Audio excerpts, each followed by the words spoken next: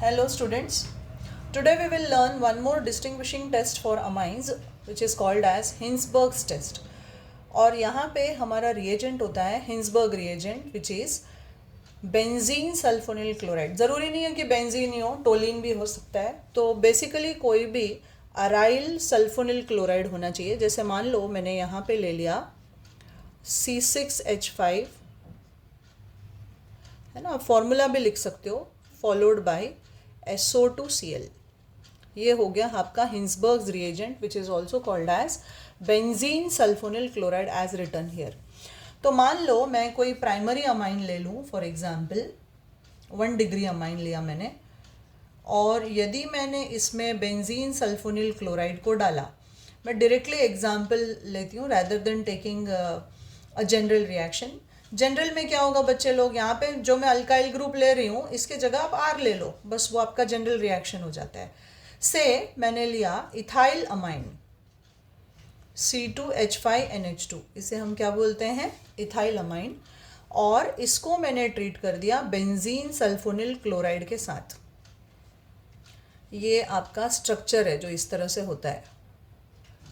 SO2 का structure भी बना दिया मैंने यहाँ पे. सो जैसे ही आप इसको ट्रीट करोगे, यहाँ पे ये HCl निकल गया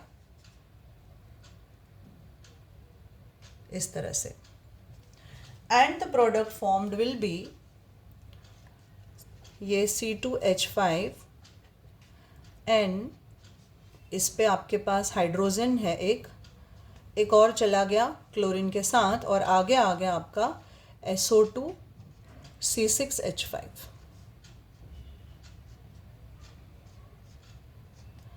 प्लस मेरा बाई प्रोडक्ट निकला यहाँ पे HCl. Now this is called as N ethyl benzene sulphonamide. क्या बोलेंगे इसको हम, एन इथाइल बेंजीन सल्फोनामाइड.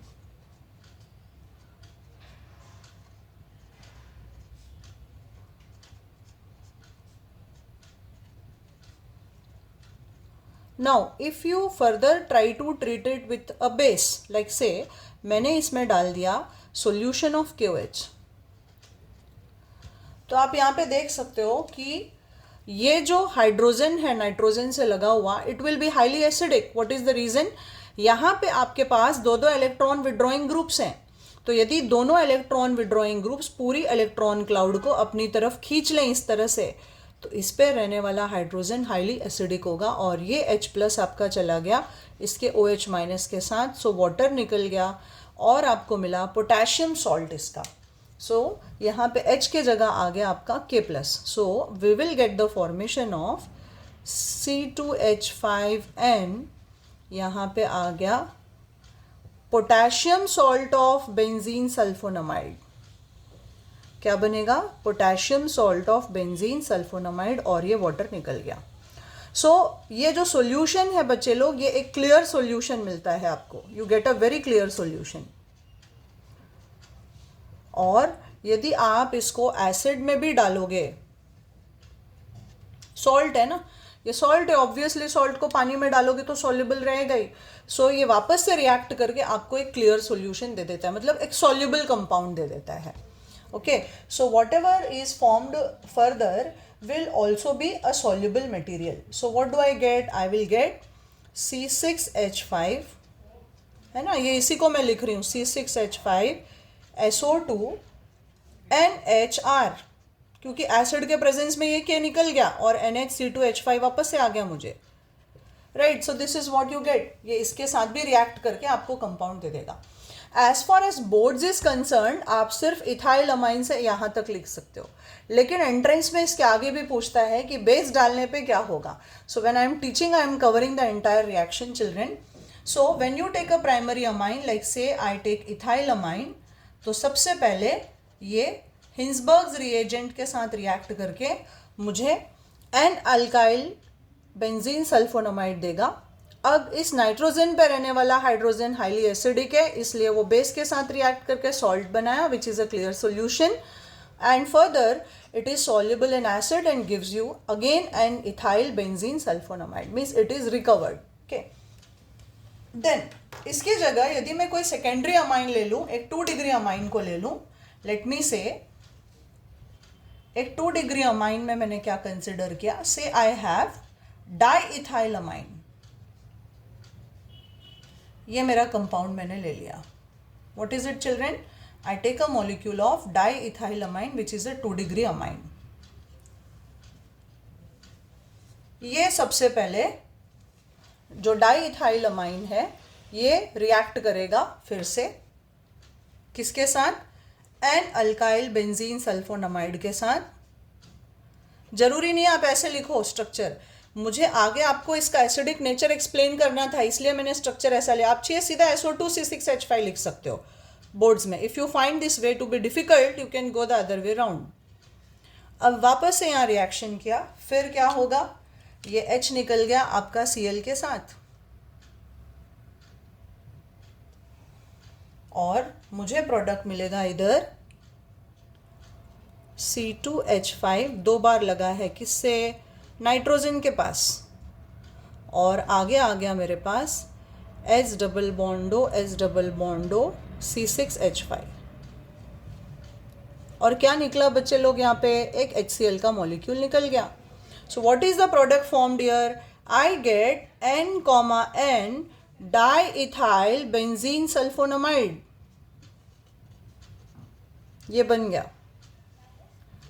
अब ये जो है आगे ये कोई रिएक्शन नहीं देगा क्योंकि इसके पास नाइट्रोजन पे कोई एसिडिक हाइड्रोजन प्रेजेंट नहीं है जैसे यहाँ पे था. लेकिन ये 2 इलेक्ट्रॉन विड्रॉइंग के बीच में जो नाइट्रोजन है यहाँ पे कोई एसिडिक हाइड्रोजन नहीं है, इसीलिए आप आगे बेस डालोगे तो भी ये इनसॉल्युबल मटेरियल बनाएगा. बेस जैसे KOH डाला आपने वैसा. So it will give you a insoluble material.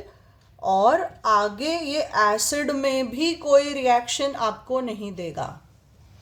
Right, there will be no further reaction here also. Now in the place of this if I consider a 3 degree amine, क्या लिया मैंने?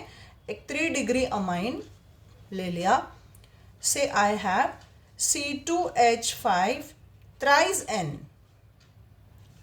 ये हो गया मेरा ट्राइइथाइल अमाइन. क्या बना यहाँ पे? This is triethyl amine. What do I take children? A molecule of triethyl amine. And if I treat this with benzene sulfonyl chloride, Hinsberg's reagent, तो ये स्टेप 1 से ही मुझे कोई भी रिएक्शन नहीं देगा बिकॉज यहाँ पे हाइड्रोजन प्रेजेंट है ही नहीं, बिल्कुल भी कोई हाइड्रोजन नहीं है. So the answer I get here will be no reaction, और you can say that you will get some insoluble material. क्या बनेगा यहाँ पे?